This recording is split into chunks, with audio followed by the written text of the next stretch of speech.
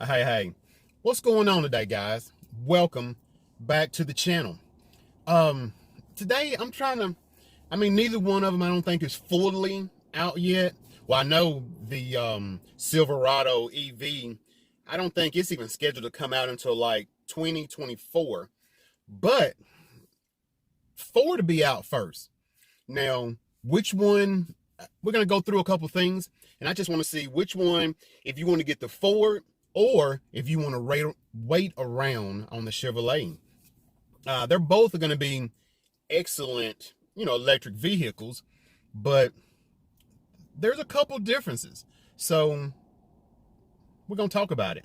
All right, guys, stick around and we're going to get right back to this comparison.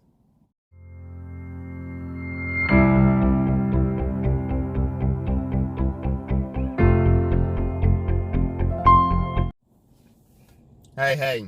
All right, let's jump right into this. It's more of a comparison review, first take. Let's see.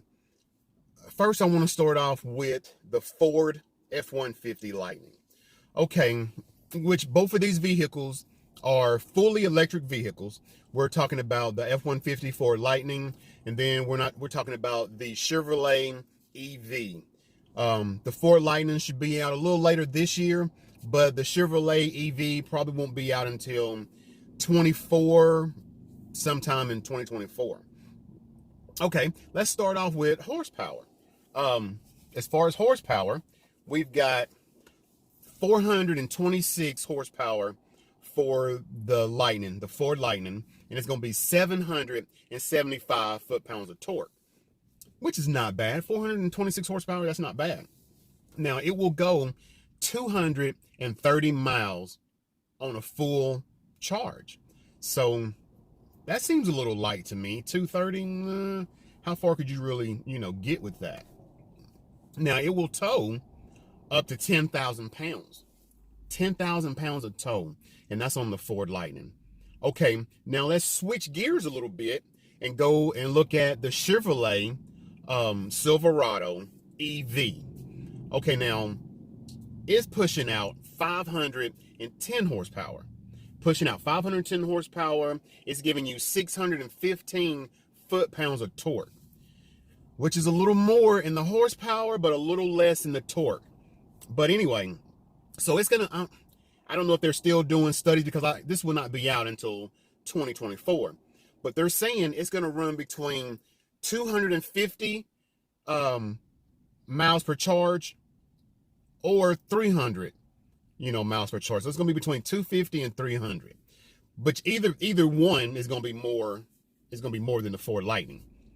Okay, now, but when it comes to towing, it's gonna be lacking a little bit on the towing because it's gonna tow 8,000 pounds, and the max payload, which is in the bed, is gonna be 1,200 pounds. Now, the max payload in the Ford F-150 is going to be 2,000 pounds. So I think and what's really interesting to me is the Ford is just going to be, a Ford F-150 truck, nice truck. But the Silverado EV, they're putting it, so they're going to have two different ones. They're going to have just a regular EV, which they're putting it as a work truck. And then they're going to have the RST, which is going to be more of the top of the line for the EV. Now, as far as a work truck, it's not even matching the Ford F-150 Lightning, which, Ford is pretty decent when it comes to a work truck. So, they got their thing together. Now, as far as the trunk space, now the Ford in the front, the little front trunk or whatever, because it's an EV, so it don't have an engine or whatever, it's a battery. Now, it will hold 400 pounds up in that little front section.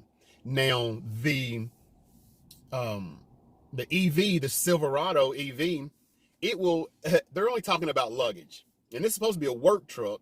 Well, I guess you need luggage when you're working. You might work out of town or whatever.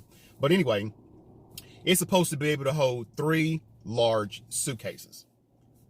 So, I think more will come out about it as they get closer to the release date. Like I said, 2024 is going to be the release date on this.